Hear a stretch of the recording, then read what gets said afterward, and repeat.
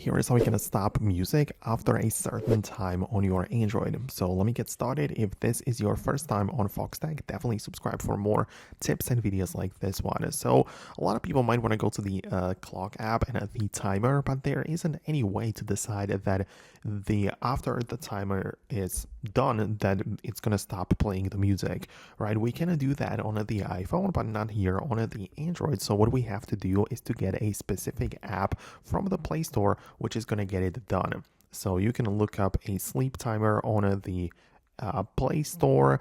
There are a few of them, but it's pretty simple concept. So the regular most downloaded apps are going to get it done. So you can open it up like that, basically set up the time limit, and you can hit start. It's going to ask you to run the app in the background, so you have to enable that because the app cannot really work or operate if you don't allow background access.